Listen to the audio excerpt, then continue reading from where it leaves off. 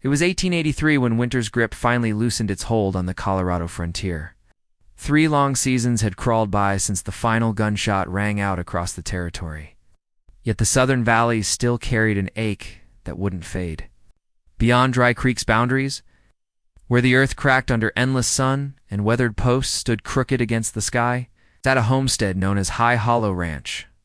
The place wore its age like old scars, weathered planks bleached silver by countless storms, a front porch that creaked its complaints to anyone who'd listen, and an emptiness so thick it seemed to swallow sound itself. Into this forgotten corner of the world came a visitor one crisp dawn. When frost still painted, the grass and shadows clung to the valleys. A humble cart rolled slowly up the winding path. Carrying precious cargo on its wooden bed, there sat a woman whose leather boots had walked too many miles, simple cloth ribbon at her throat, and eyes that held secrets she'd never spoken aloud. Rebecca Windad was what folks called her. She possessed no grand airs or fancy mannerisms, yet something in her bearing suggested she'd learned life's hardest lessons and emerged unbroken from the teaching. Standing watch from the sagging porch was Boone Mercer, the final heir to a dying legacy. He'd become the sort of man who wore sorrow like familiar clothing, comfortable in its weight, though it never truly warmed him. Their first exchange lasted mere moments. His weathered voice cut through the morning air. "You came about the job posting?" Her response came without hesitation, steady as stone. "Still need someone?" A single nod from Boone sealed their arrangement. "Cooking areas out back. Your quarters connect to the side. Water sources by the well. Keep things peaceful around." "Here, peaceful works for me," she replied simply. No pleasantries were exchanged. No formal introductions made, just to weary souls, acknowledging each other across a threshold that had remained locked too long. As Rebecca brushed past him, her dress whispered against his jacket for just an instant, yet that fleeting touch carried weight neither could have imagined. For Boone Mercer had no idea that the profound quiet haunting his home was about to discover. What true stillness could be, the kind that emerges when someone finally begins to truly hear. Rebecca understood the value of daybreak. On her first full morning, she rose before even the rooster announced the coming light. Coaxing flames from the cold stove and filling the kitchen with rich coffee and fresh-baked comfort. She worked without fanfare, her movements speaking of long practice and quiet competence. Boone wandered through occasionally, wordless and methodical, offering nothing more than a brief acknowledgement when their paths crossed near the fireplace. He'd spend hours on the porch, his gaze fixed on distant horizons, as if expecting answers to materialize from the empty landscape. Some mornings found him riding out before sunrise, returning only when stars claimed dominion over the sky. Other evenings he'd settle by the hearth, trail dust still coating his boots, never uttering a sound. But Rebecca felt no discomfort in this wordless existence, quite the opposite, in fact. Silence had become her native tongue through necessity and experience. She'd once served in a grand home in Los Alamos, with rich furnishings and elaborate window treatments. The master of that house had hired her for kitchen duties, but his true desires involved someone who wouldn't resist when he reached for liberties not freely offered. She had resisted. By morning, her possessions lay scattered across the porch like refuse, and his parting words dripped with contempt. "Your kind never lasts long anyway." She'd offered no response, simply gathered her things and departed. Before that trial, there'd been her mother during the conflict, frail and coughing, attempting to prepare meals over dying embers, while Rebecca stirred thin broths and pretended not to notice the blood her mother tried to hide. One neighbor had left apples with a note saying, "For your courage, the single act of kindness that remained bright in her memory of that harsh winter." So yes, she'd made her peace with quiet spaces. Perhaps that's why Boone's silence felt more like shelter than abandonment. Familiar as the walls of a place you'd once considered home, even if you'd never dared name it such. The ranch housed an old dog they called Copper, gray-muzzled, and thin as winter grass. Initially, he paid her little attention.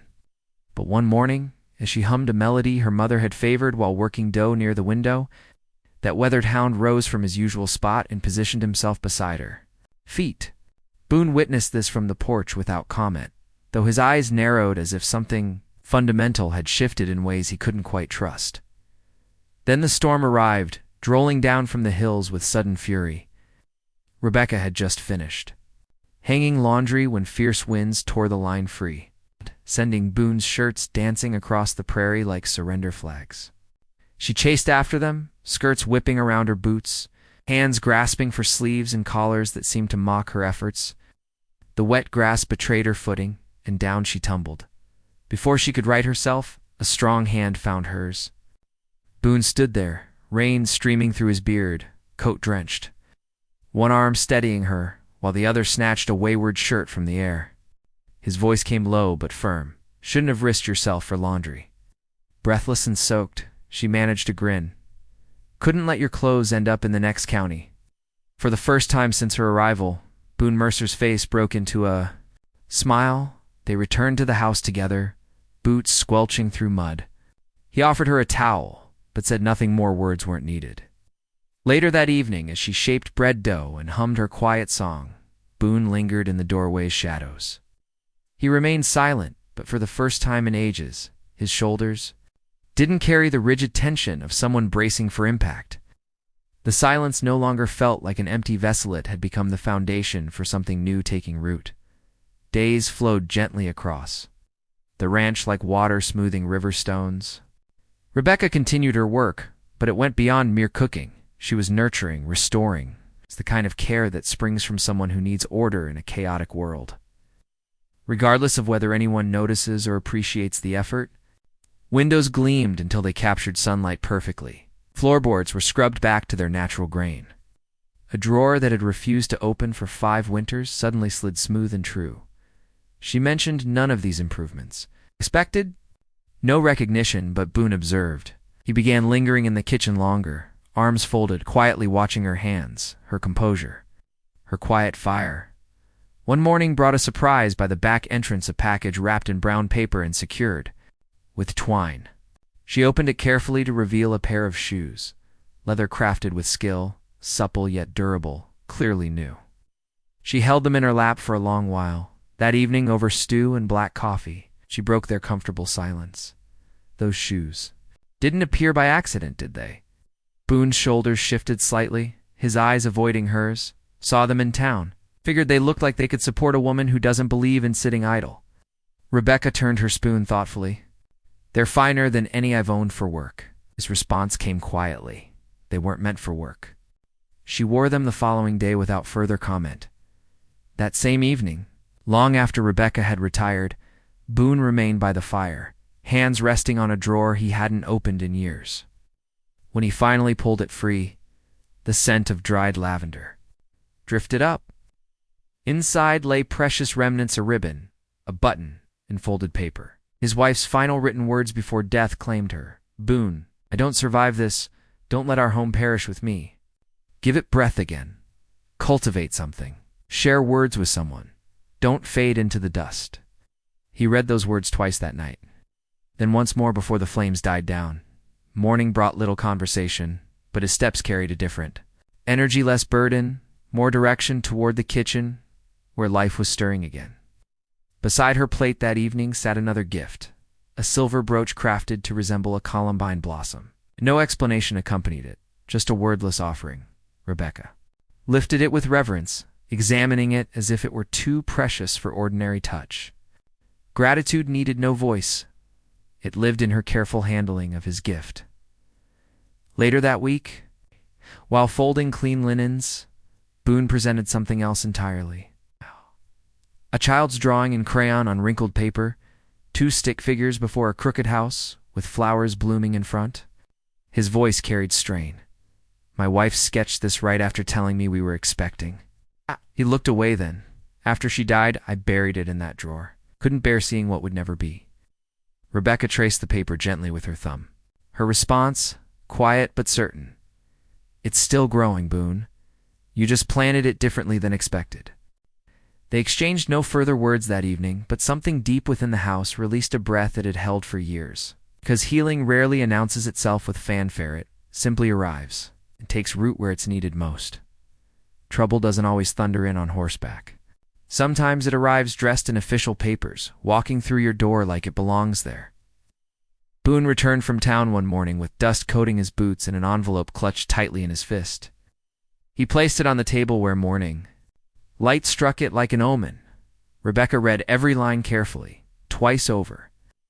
The letter came from Roland Haynes, Boone's brother, in-law by marriage only, see. Rebecca continued, I once worked for a lawyer, handling half his municipal records while he spent afternoons drinking.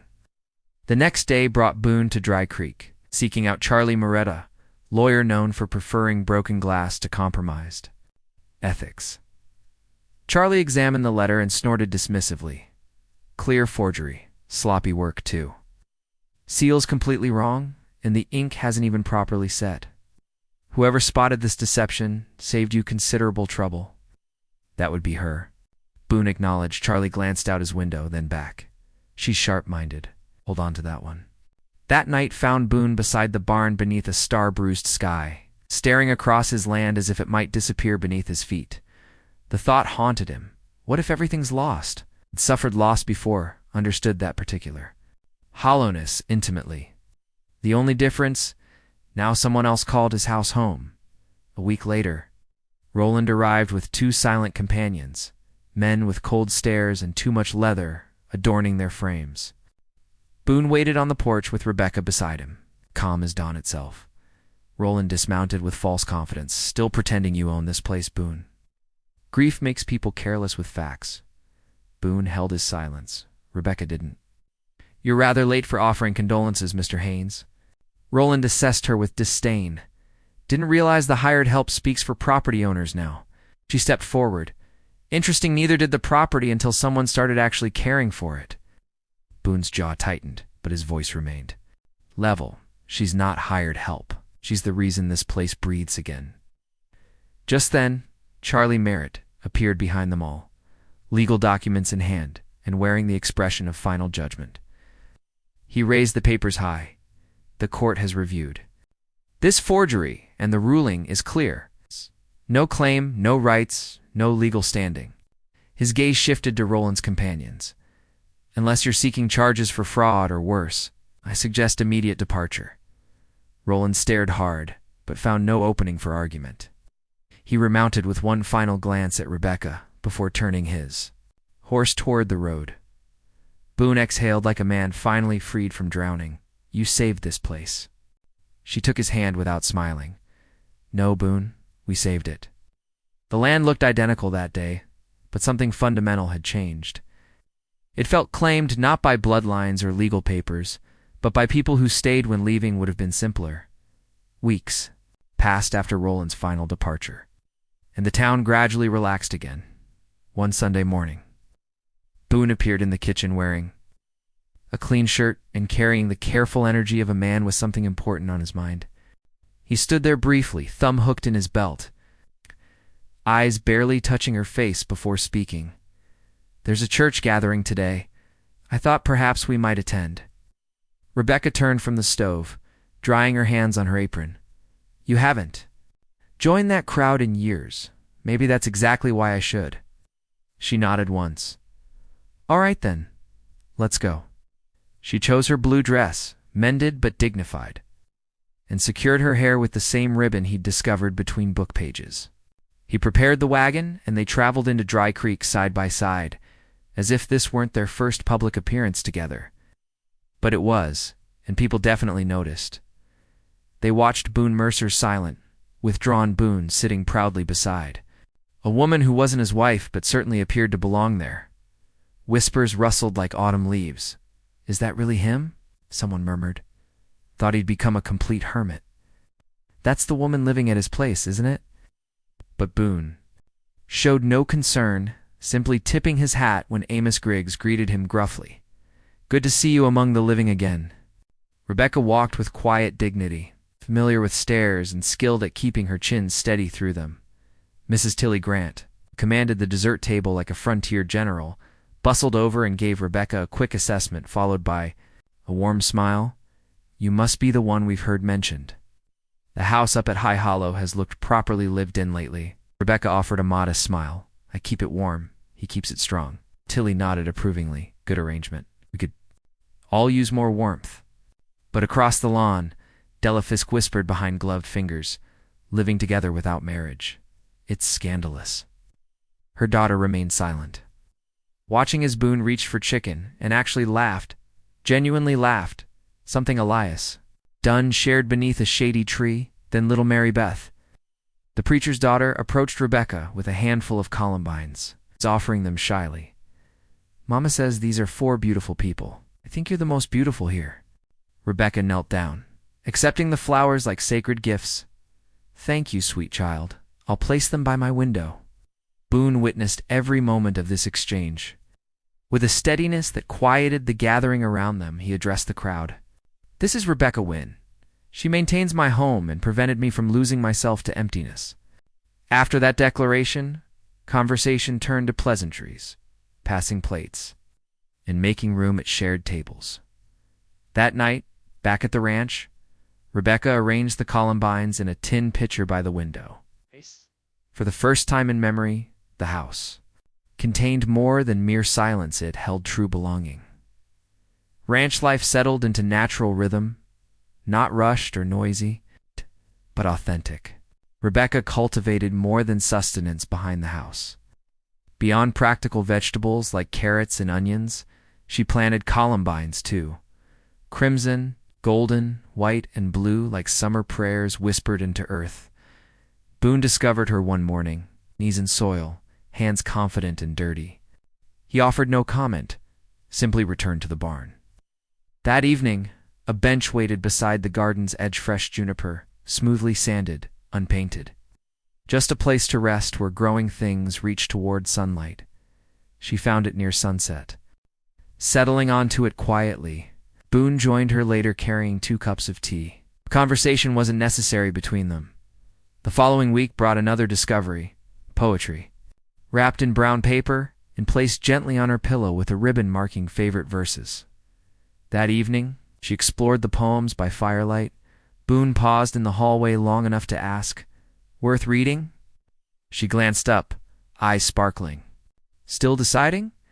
Some pieces read like the author lost their way halfway through. Boone chuckled. Sounds like real life then. Evenings developed their own quiet pattern.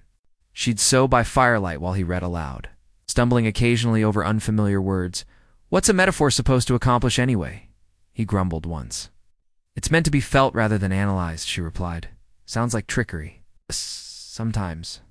"It is." She smiled without looking up from her needlework. Then came the morning he departed for Barlow's trading post, promising return by sunset.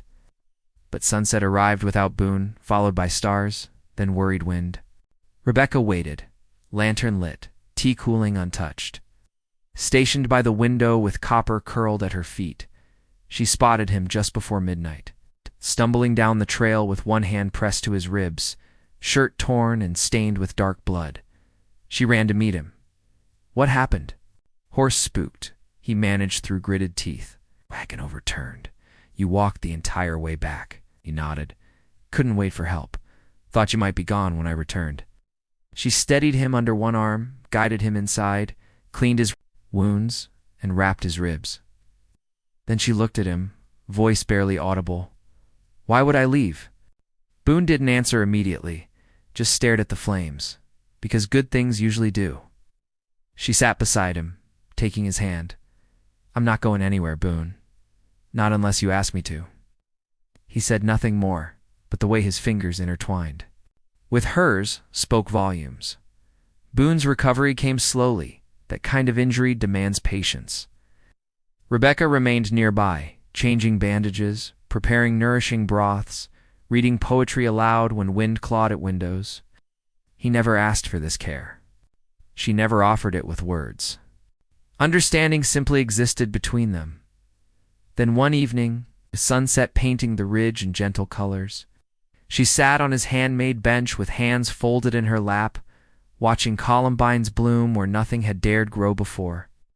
Boone stepped onto the porch, moving carefully but with renewed strength. He approached without speaking, standing quietly before settling beside her. Finally, he said, "I used to believe this land would be my grave." Rebecca looked at him. "Maybe it still will be, but not before it gives you something precious in return." Boone nodded slowly, reaching into his coat.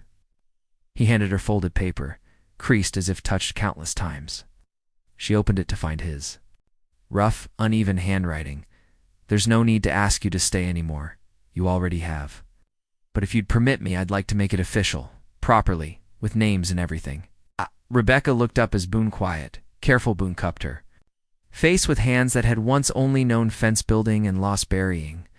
He kissed her then, not like a man claiming territory, but like one finally discovering home.